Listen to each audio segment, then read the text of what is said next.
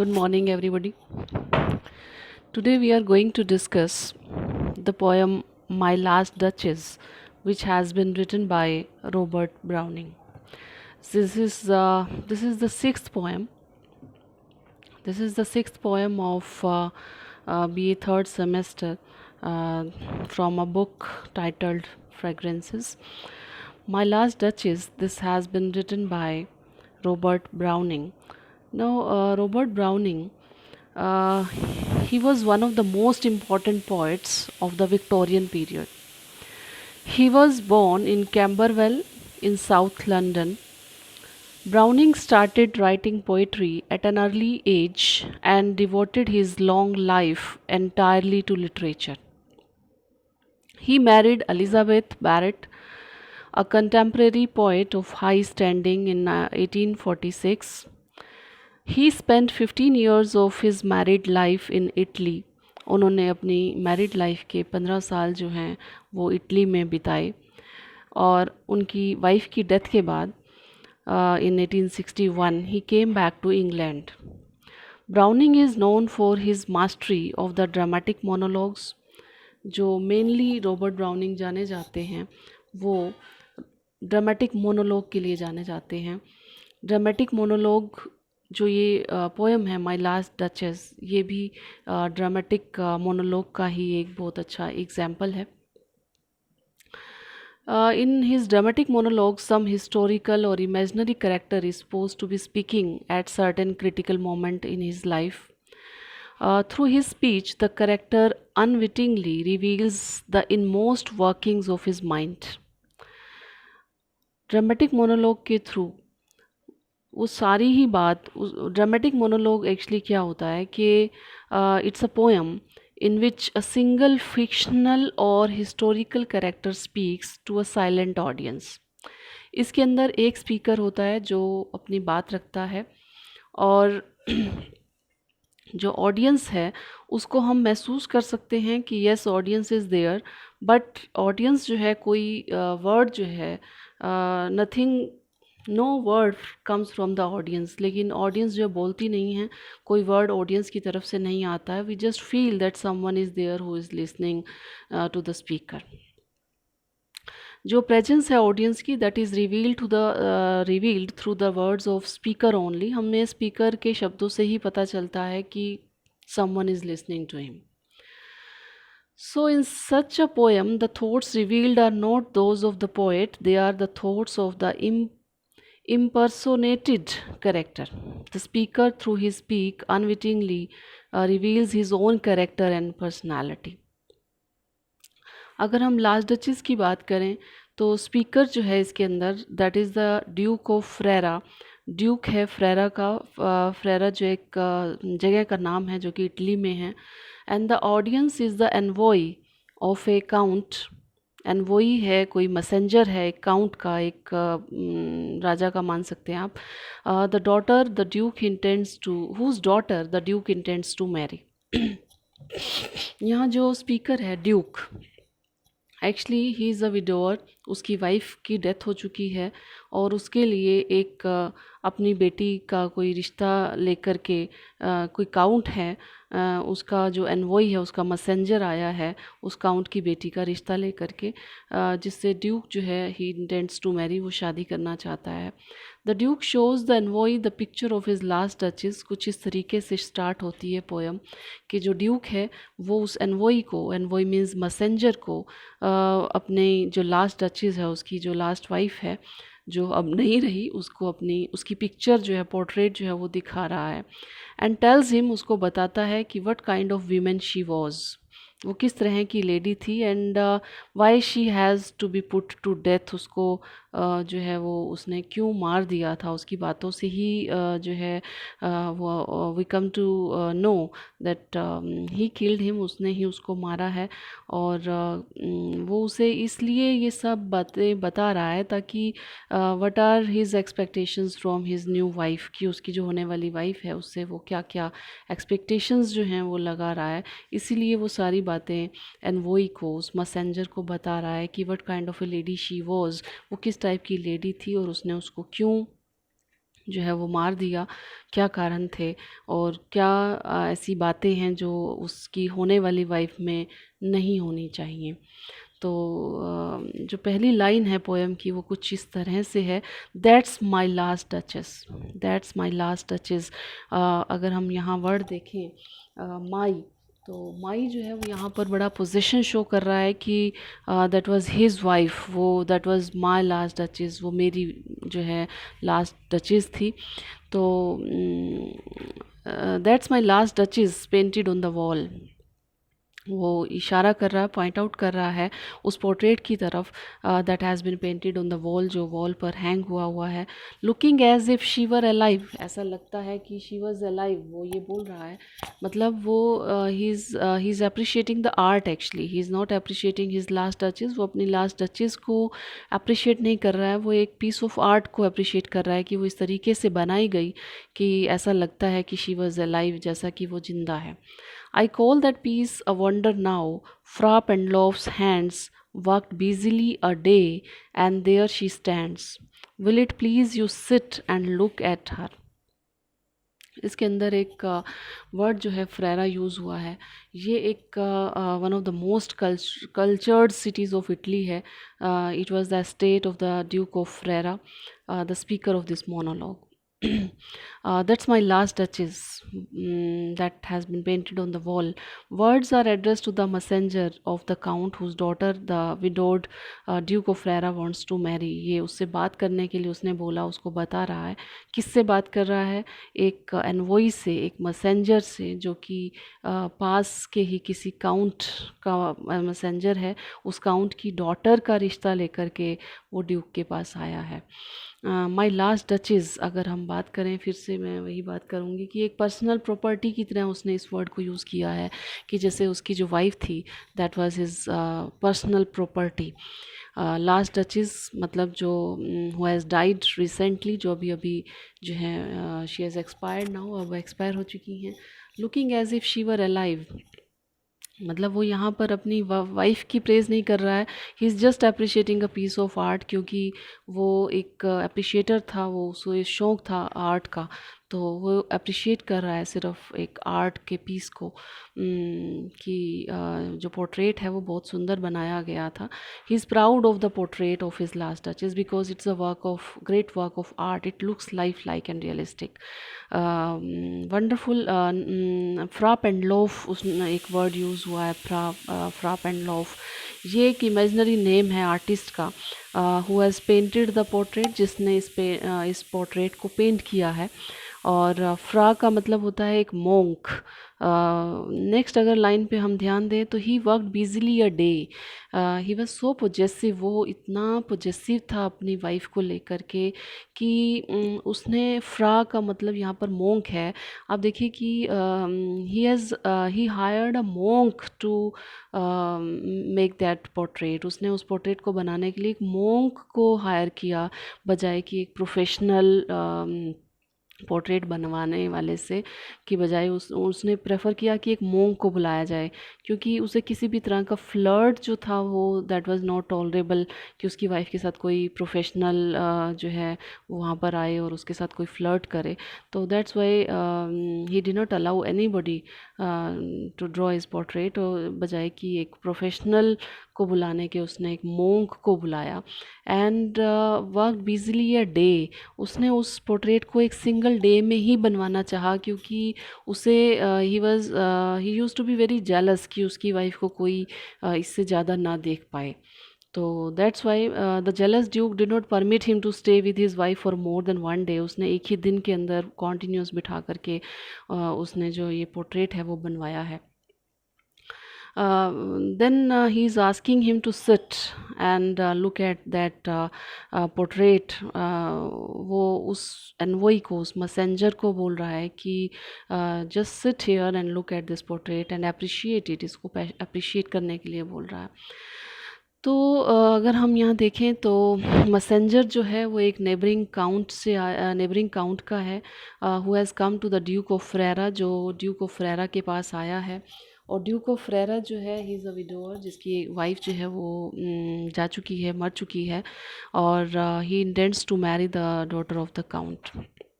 Duke जो है वो यहाँ पर शो कर रहा है मैसेंजर को अपने लास्ट डचेस का portrait, and he has been portrait और he has been that has been painted on the wall. The picture has been done so well that it appears life like, इतनी सुंदर बनी है कि ऐसा लगता है कि जीवित है। The duke is proud of it, और उसे बहुत प्राउड है। He considers it as a remarkable piece of art. वो वाइफ की तरह नहीं देखता है, वो इसको work of piece of art की तरह देखता है। And he proudly tells the messenger that the picture is the work of famous painter Frapp and Loff, कि ये फ्राप एंड लॉफ ने बनाया है इसको। और पेंटर जो है he work busily on it only for a day, कि उसने पूरे एक दिन लगा करके he did not allow anybody to stay there for more than one day. एक ही दिन के अंदर उसने इस पोर्ट्रेट को कंप्लीट कराया है। It's a wonderful picture, and he is also inviting him to sit down in a very comfortable way and look at the picture very carefully, observe the picture very carefully. Only then अगर वो बैठेगा comfortable way में, उसको observe करेगा, only then he will be able to admire its art, तभी वो इस art को जो है admire कर पाएगा। And the next paragraph is I said Frapp and Loaf by design, for never read strangers like you that pictured countenance, the depth and the passion of its earnest glance. But to myself they turned, since none puts by the curtain I have drawn for you but I, and seemed I have drawn and seemed as they would ask me if they durst how such a glance came there, so not the first are you to turn and ask thus. I said Frapp and Loaf by design. अब यहाँ जो by design उसने word use किया है Robert browning ने, by design का मतलब है इंटेंशनली, मतलब उसने इंटेंशनली इस वर्ड को यूज़ किया है। Then for never read, read का मतलब यहाँ पर एग्जामिन से है कि इसको किसी ने एग्जामिन नहीं किया है। पिक्चर्ड काउंटिनेंस का मतलब है कि is talking about the face of the duchess, वो डचेस के फेस के बारे में बात कर रहा है, जो कि that has been painted on the wall, जो वॉल पर लगी है। The depth and the earnest glance, मतलब डीप फीलिंग्स जो हैं, he is talking about the deep feelings in the eyes of the duchess की आँखों में एक बहुत डीप फीलिंग्स दिखाई दे रही हैं। He is talking about that since none puts by but I, duke जो है वो he is telling the messenger that it is only he who can remove the curtain from the picture, जो picture से curtain को remove कर सकता है। Nobody is allowed to do that, किसी को इतना अलाउ नहीं है कि कोई उस पिक्चर से कर्टन को ड्रॉ कर सके। इफ़ दे डस्ट, मतलब nobody has the courage to ask a question, अगर कोई इस पोर्ट्रेट की तरफ देखता है तो नोबडी हैज़ द डेयर, किसी को इतना डेयर नहीं है, किसी का कितना करेज नहीं है कि उसके बारे में कोई क्वेश्चन जो है वो पूछ सके। तो इसके अंदर जो है यू नो जो ड्यूक है, he tells the messenger that the portrait was done by an artist name Fra Pandolf. He adds this word, this name intentionally, वो इंटेंशनली इस वर्ड को जानबूझ करके उसके सामने बोल रहा है, क्योंकि उसका जो इंटेंशन है यहाँ पर ये वर्ड को मेंशन करने का, फ्रा का मतलब होता है मोंक, मतलब वो इंटेंशनली इस वर्ड को बोल रहा है क्योंकि वो ये कहता है कि he will not tolerate any flirtation with others on the part of his future wife. मतलब वो ये जताना चाह रहा है कि मैंने अपनी मरी हुई वाइफ का भी जो पोर्ट्रेट है वो एक मोंक से बनवाया, बजाय कि एक प्रोफेशनल को हायर करने के, और इसी तरीके से वो किसी भी तरह का फ्लर्टेशन अपनी फ्यूचर वाइफ के साथ भी टॉलरेट नहीं करेगा। That's why he is using Fra Pandolf intentionally again and again, कि वो किसी भी तरह का फ्लर्टेशन जो है वो टॉलरेट नहीं कर सकता है, ताकि जो एनवॉय है, मैसेंजर है, वो जा कर के उस लड़की को या उसके फादर को मैसेज ये कन्वे कर सके कि he will not tolerate any kind of flirtation, वो किसी भी तरह का फ्लर्टेशन जो है वो टॉलरेट नहीं करेगा। Even when he wanted the portrait of his last touches painted, he engaged a monk, not a professional artist. The messenger turns his face towards the duke. It seems, ऐसा लगा जैसे envoy ने जैसे ही portrait को देखा, उसके बाद portrait को देखने के बाद he turns towards the duke, वो ड्यूक की तरफ देखता है और it seems that he wanted to ask a question. ऐसा लगा कि जैसे वो he wanted to ask a question to the duke, वो ड्यूक से कोई क्वेश्चन पूछना चाह रहा हो. और लेकिन अब ड्यूक जो था, he knows what the messenger wants to ask. उसको ये भी मालूम था कि अब मैसेंजर जो है वो पूछना क्या चाहता है. एक्चुअली वो खुद से ही बात कर रहा है कि he is not the first, you are not the only first person, तुम पहले पर्सन नहीं हो who wanted to ask this question, जो ये क्वेश्चन पूछना चाहता है, जो तुम्हारे दिमाग में आया है. एक्चुअली वो ये पूछना चाहता था कि हाउ द डीप फीलिंग्स, हाँ, ये जो उसकी आइज़ के अंदर डीप फीलिंग्स जो रिफ्लेक्ट हो रही हैं, मतलब how the painter due those feelings, उसने इस पेंटर ने इसकी इतनी डीप फीलिंग्स को कैसे जो है पोर्ट्रेट कर दिया, कैसे इसको पोर्ट्रे कर दिया. पिक्चर के अंदर इतनी डीप फीलिंग्स जो हैं वो कैसे रिफ्लेक्ट हो रही हैं. वो कहता है कि everyone who looks at the picture wants to know the same question. कहता है तुम पहले नहीं हो जो ये क्वेश्चन पूछना चाहते हो. ये हर वो इंसान जो इस पिक्चर को देखता है, वो सेम क्वेश्चन उसके माइंड में अराइज होता है, but they did not dare to ask such a question. लेकिन आज तक किसी ने ये क्वेश्चन डेयर नहीं किया, किसी का करेज नहीं हुआ कि वो मुझसे ये क्वेश्चन पूछ पाए. So they would simply turn to the duke with a questioning look. वो सिर्फ एक क्वेश्चनिंग लुक के साथ ड्यूक की तरफ देख सकते हैं, लेकिन क्वेश्चन आज तक कोई पूछ नहीं पाया. फिर वो ड्यूक जो है, ही वुड हिमसेल्फ एक्सप्लेन, वो खुद से एक्सप्लेन करने लगता है कि how the earnest glance was caused on the duchess face, कि किस तरीके से उसके फेस पर ये इतनी डीप फीलिंग्स आई. The duke tells the messenger that none but he puts by the curtain. और फिर वो अपनी खुद की बात बताता है कि nobody is allowed to remove the curtain from the portrait. उस पोर्ट्रेट से किसी की हिम्मत नहीं है कि ये कर्टेन जो है वो हटा सके. He was the only person who can do that. ये सिर्फ उस वही है जो ये कर सकता है. And it shows that the cruel duke did not like others to see even at the pictured face of his wife. He was so cruel. वो इतना क्रूअल था कि जिंदा रहते तो वो किसी को टॉलरेट कर ही नहीं पाया. इवन डेथ के बाद उसके पोर्ट्रेट की तरफ भी कि कोई उसकी वाइफ के पोर्ट्रेट की तरफ भी देखे, even that was out of control for him. वो भी उसके आउट ऑफ कंट्रोल था. तो वी कैन जज वेरी वेल कि what kind of a person he was, किस तरह का वो इंसान था. हम लोग उसकी मेंटालिटी को बहुत अच्छे से सोच सकते हैं, समझ सकते हैं कि किस मेंटालिटी का वो पर्सन था. And the next paragraph is, Sir, it was not her husband's presence only called the spot of joy into the Duchess's cheek. Perhaps Frapp and Love chanced to say her mental lapse over my lady's wrist too much, or paint must never hope to reproduce the faint half flush that dies along her throat. Such stuff was courtesy, she thought, and cause enough for calling up that spot of joy. Now he is explaining the reason कि इतनी smile और इतने deep feelings उसके face पर कैसे आए होंगे, वो उसको बताने की कोशिश कर रहा है. स्पॉट ऑफ जॉय का मतलब कि स्माइल है, एक ब्लश जो एक खुशी से उसके चेहरे पर आया हुआ है, उसका क्या कारण हो सकता है.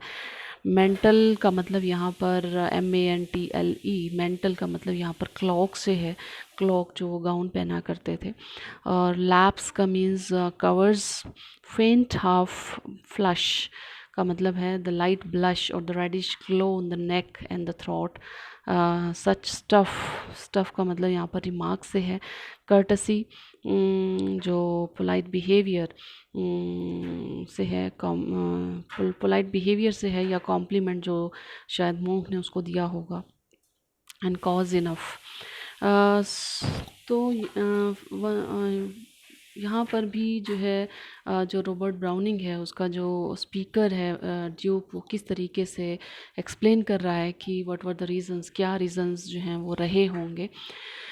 तो द मोंक पेंटर कहता है कि she could smile he tells the messenger that the smiles of the duchess were not reserved for her husband only. Now he is telling the reason कि जो उसकी फेस पर स्माइल रहती थी, her husband was not only the reason, उसके husband की वजह से वो स्माइल नहीं थी। उसके बहुत छोटे छोटे कारण थे। She could smile even at a casual remark made by someone, उसके फेस पर स्माइल आ जाती थी even by a casual remark, एक छोटा सा कोई रिमार्क उसको दे दे, कोई छोटा सा कॉम्प्लीमेंट भी if she use to get, then she use to smile to that person, she use to pass a smile to that person, वो उस पर्सन को स्माइल पास कर देती थी। परहैप्स अब वो अपनी तरफ से गेस कर रहा है कि शायद से जो मोंक पेंटर है, he had hinted that the clock excessively covered the wrist of the duchess. जो वो भिक्षु जो चित्रकार रहा है, चित्रकार रहा होगा, उसने ये कहा होगा कि डचेस की कलाई को उसका जो क्लॉक है, उसका जो गाउन है, वो बहुत ज़्यादा ढके हुए था। मतलब उसकी जो रिस्ट तक उसकी जो स्लीव्स थी वो आई हुई थी, और शायद उसने ये कहा था कि उसकी जो कला, डचेस की कोमल सुंदरता को दोबारा चित्रित कर पाने की आशा कभी नहीं कर सकती थी। मतलब उसने कुछ ना कुछ उसको कॉम्प्लीमेंट किया होगा उसकी ब्यूटी के बारे में, तो इसी वजह से उसके फेस पर जो है ये स्माइल आई होगी। परहैप्स शायद ही हैड रिमार्क्ड, उसने यही बात कही होगी कि his art could never recapture the delicate beauty of the duchess, कि शायद वो दोबारा से इतना सुंदर पिक्चर जो है वो शायद कभी ना बना पाए। The duchess thought that she must respond to such compliment with cheerful courtesy, और डचेस ने यहाँ सोचा होगा कि उसे जो है she should give a response to that compliment to the monk. उसने ये जो स्माइल है, उसने जो ये उसकी स्माइल फेस पर आई है, ये एक रिस्पॉन्स रहा होगा मोंक के कॉम्प्लीमेंट का। The duchess as a matter of fact had a simple innocent nature, वो बहुत ही इनोसेंट नेचर की थी। She would acknowledge cheerfully even little acts of courtesy, वो इतनी इनोसेंट थी कि उसके साथ कोई भी पोलाइट मैनर में बात भी करता था, कोई कर्टसी भी शो करता था, तो वो उसको चीयरफुली एक्नॉलेज करती थी। She use to thank to the courtesy to each and everybody, अगर कोई भी उससे कर्टसी प्यार से पोलाइटली उससे बात करता था तो she use to thank each and everybody, हर किसी को थैंक कर दिया करती थी। She was easily pleased even by a trifle, बड़ी छोटी छोटी बात पर, but the duke regarded it very unbecoming of his wife, लेकिन उसे ये बात जो है वो अच्छी नहीं लगती थी। In his opinion the duchess lagged in dignity, उसको लगता था कि उसकी जो डचेस है she is lagged in dignity, वो इसको अशोभनीय मानता था, उसको लगता था कि डिग्निटी नहीं है अपने आप में। By telling all this to the count's messenger, the duke wants to convey the idea that he expects a more dignified behaviour from his new wife, वो कहीं ना कहीं उसको अलर्ट कर रहा है, उसको वार्न कर रहा है कि उसकी अपनी न्यू वाइफ से जो है किस तरह की एक्सपेक्टेशंस हैं, उसे नई वाइफ को क्या क्या नहीं करना चाहिए, जो पहले वाली वाइफ के अंदर था, जो उसकी नेचर थी, उससे कैसे अलग होना चाहिए। इनडायरेक्टली जो है वो इस तरह के अपने एक्सपेक्टेशंस जो हैं वो उसको बता रहा है। तो नेक्स्ट जो पैराग्राफ है that is next paragraph is she had you know she had at least she had a heart, how shall I say, too soon made glad, too easily impressed, she liked whatever she looked on and her looks went everywhere. Now he is explaining what kind of a heart she was having, कि उसको उसके पास किस तरह का जो दिल था वो उसको एक्सप्लेन कर रहा है। He is telling the messenger that is last duchess had a childish nature, उसका बिल्कुल बच्चों के जैसा नेचर था। And she was pleased by trifles, trifles means छोटी छोटी बात से खुश हो जाया करती थी, बहुत छोटी छोटी बात। She liked every thing she looked at, वो हर उस चीज़ की तरफ जब देखती थी, किसी भी चीज़ की तरफ देखती थी, she use to like it and she use to pass a smile. and the duke thinks that she could not distinguish between the worthless and the worthwhile. उसको डिफरेंस ही मालूम नहीं था कि क्या वर्थलेस है क्या वर्थवाइल है. She could not distinguish between the travel and the significance, क्या चीज़ इम्पॉर्टेंट है और क्या चीज़ इम्पॉर्टेंट नहीं है, उसे ये मालूम ही नहीं था actually. She was so innocent, she was so childish nature that she could not distinguish, वो differentiate नहीं कर पाती थी. The ornaments which he presented to her and which she wore on her breast, the beautiful sunset in the western sky, a branch of laden branch laden with the cherries presented to her by some foolish admirer. मतलब वो बहुत सारी चीज़ें explain कर रहा है कि जो the ornaments which I presented to her, वो ornaments, वो गहने जो उसने अपने ब्रेस्ट पर पहने हैं जो तुम्हें दिखाई दे रहे हैं, और कोई ऐसा कोई ब्रांच या कोई वो एक उसके लिए वो सब बराबर था. वो ornaments, वो चाहे नौलखा हार ही क्यों नहीं था, उसके लिए उस ornaments में और एक branch laden with the cherries, एक ऐसी ब्रांच, एक ऐसी शाखा जिस पर चेरीज़ लगी हैं या जिस पर फूल पत्ते लगे हैं जो उसको सुंदर लग रही है, उसके अंदर उसको डिफरेंस ही मालूम नहीं होता था. उसके लिए दोनों ही इक्वल होती थी. Both were equal to him. अगर उसे किसी ने किसी ने प्रेजेंट कर दिया कोई चेरीज से भरा हुआ ब्रांच या white mule on which she road around the terrace, जिस पर वो राइड किया करती थी, अगर उसको भी देखती थी उस वाइट म्यूल को तो वो सेम स्माइल पास करती थी. Each one of these were the same for her. उसके लिए सबकी जो इम्पोर्टेंस थी वो इक्वल थी. एक्चुअली ही वॉज एक्सपेक्टिंग कि जो ornaments उसने उसको प्रेजेंट किए थे, तो she should give more importance to his ornaments instead of the little things which she got from others. उसको लगता था कि डिफरेंस होना चाहिए था. जो लोग उसको एक सिर्फ फूल दे करके जा रहे हैं और जो मैंने इतने कीमती जेवर उसको दिए, तो उसको डिफरेंस मालूम होना चाहिए था. तो इन अनइंटेंशनली जो है वो कुछ ना कुछ उसकी इनोसेंस को रिफ्लेक्ट कर रहा है. हालांकि वो नेगेटिविटी को शो कर रहा है, लेकिन सामने वाले को उसकी इनोसेंस नेचर का पता चल रहा है कि हाउ इनोसेंट शी वॉज, वो कितनी इनोसेंट थी. तो each one of these things वो ड्रो अप्रिसिएशन फ्रॉम हर. उसको छोटी सी फूल दे करके भी वो उतना ही अप्रिशिएट करती थी अगर उसे कोई छोटा सा फूल भी देकर चला जाता था. और and when she did not express her pleasure in words she would at least blush to show her appreciation. अगर किसी को थैंक्स नहीं कह सकती थी तो स्माइल कर देती थी. We see the duke here as a soulless person. हमें यहाँ उसकी जो है पर्सनालिटी का पता चलता है कि how soulless person the duke was. He fails to perceive the inner beauty of the duchess soul. वो अपनी उस डचेस की जो इनर सोल की ब्यूटी थी उसको वो देख नहीं पाया. कहीं ना कहीं ही वॉज लैकिंग, वो लैक कर रहा था. And then the next paragraph is she thanked men good but thanked somehow, I know not how, as if she ranked my gift over 900 years old name with anybody's gift. Who is stooped to blame this sort of trifling, even had you skill in speech which I have not, to make your will quite clear to such as one, and say just this. अगर मैं last line पढ़ूँ, even then would be some stooping and I choose never to stoop.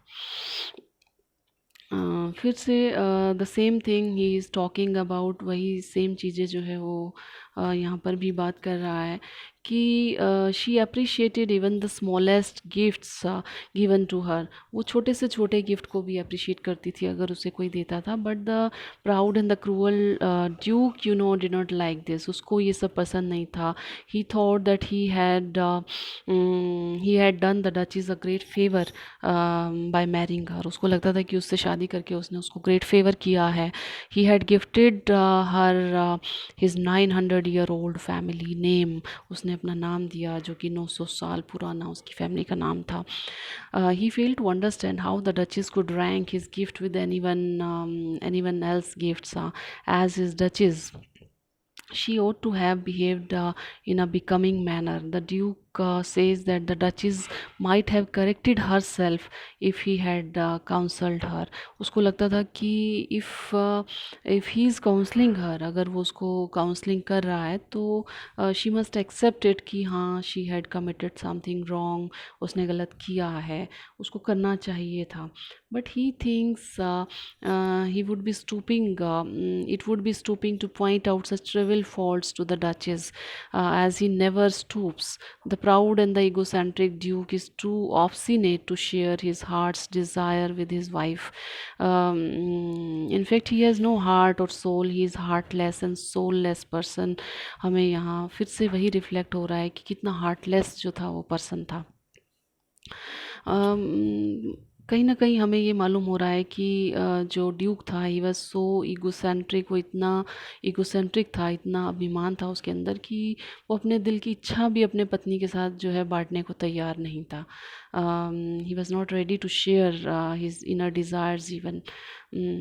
The next paragraph is Oh, sir, she smiled, no doubt.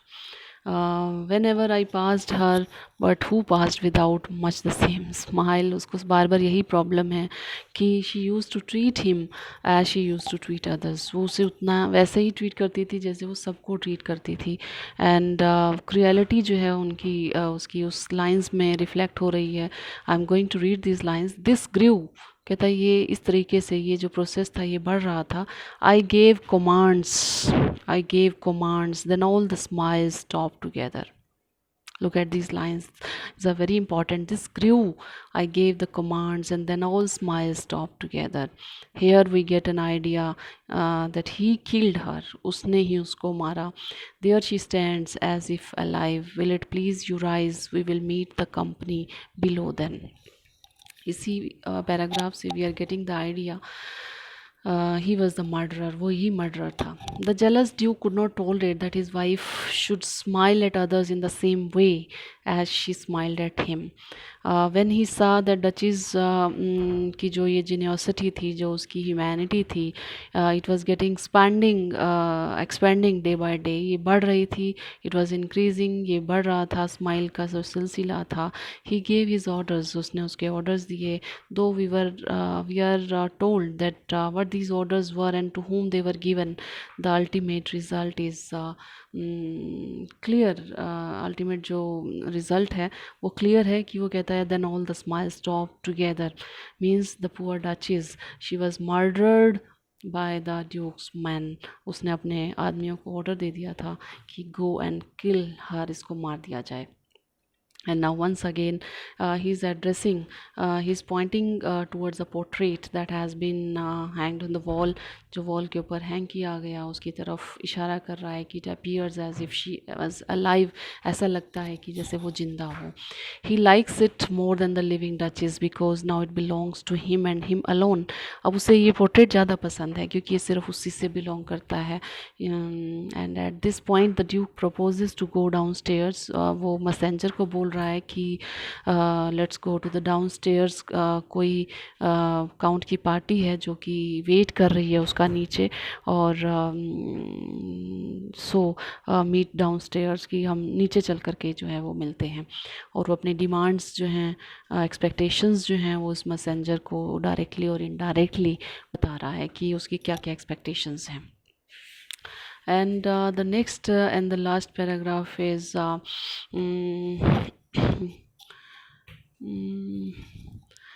I repeat, the Count your master's known munificence is ample warrant that no just pretense of mine for dowry will be disallowed. Now he is talking about the dowry के बारे में बात कर रहा है.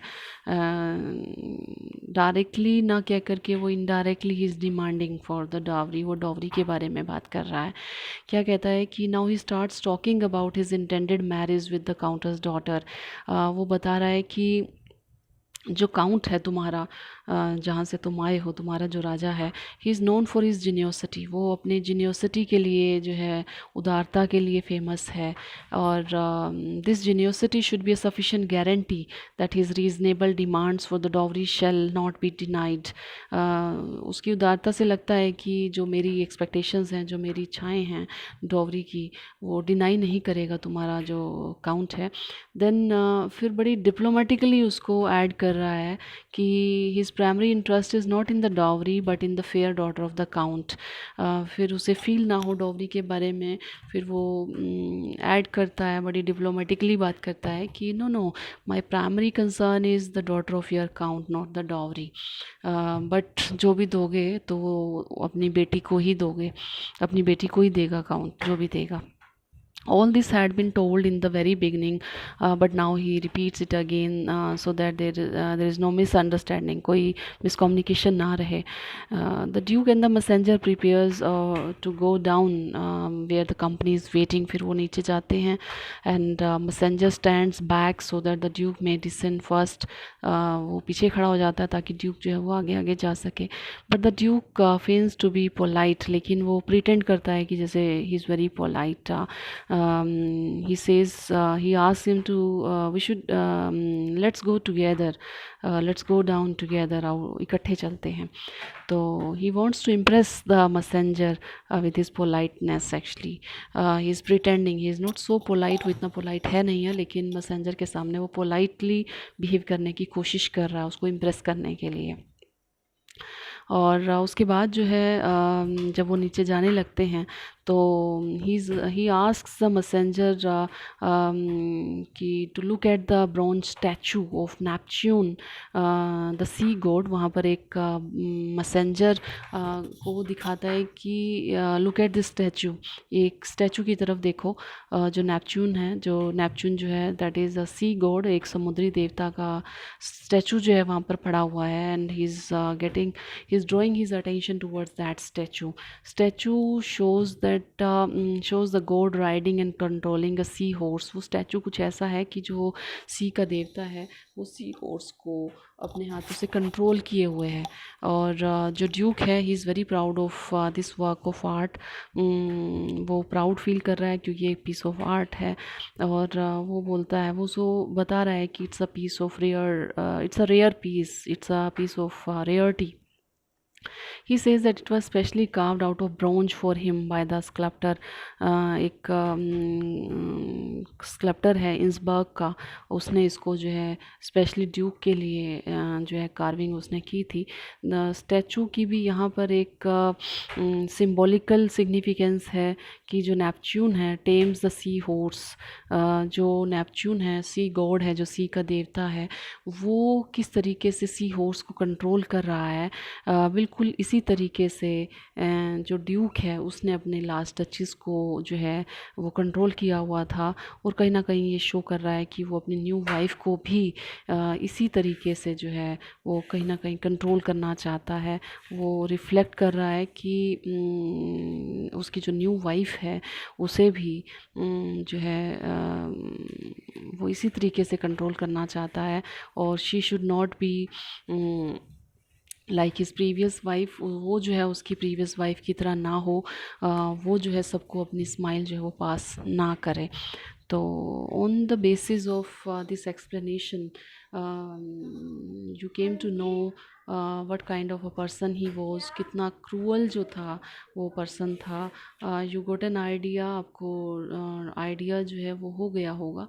तो on the basis of this poem there are certain textual questions, कुछ textual questions हैं।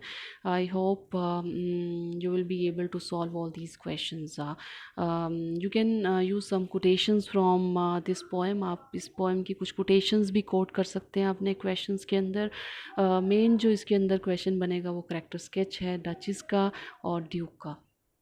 जब भी आप कुछ भी करैक्टर लिखें, कुछ एक लाइंस जो बहुत इंपॉर्टेंट लाइंस हैं उसको कोट करें, कोटेशन की तरह अपने क्वेश्चंस के अंदर लिख सकते हैं। उससे आपका क्वेश्चन जो है वो बहुत अपील करेगा। जैसे बहुत इंपॉर्टेंट लाइंस थी, this grew I gave commands then all the smile stop together. तो आप दोनों क्वेश्चंस के अंदर दोनों के करेक्टर स्केच के अंदर ये लाइंस जो हैं वो कोट कर सकते हैं। और जो हैं इम्पॉर्टेंट जो क्वेश्चंस हैं वो यही हैं, character sketch of duchess, character sketch of Duke, और कुछ ड्रामेटिक मोनोलॉग की लाइंस से आप स्टार्ट कर सकते हैं कि this is one of the dramatic monologues. क्योंकि रॉबर्ट ब्राउनिंग की जो मास्टरी रही है वो ड्रामेटिक मोनोलॉग्स की रही हैं। तो ड्रामेटिक मोनोलॉग को आप स्टार्टिंग में अपने क्वेश्चन में यूज़ कर सकते हैं कि what do you mean by dramatic monologue. जो भी आप क्वेश्चन स्टार्ट करें आप उससे स्टार्टिंग कर सकते हैं। I hope this explanation will be beneficial for you, आप इसे अच्छे से कर पाएंगे। Thank you, thanks a lot.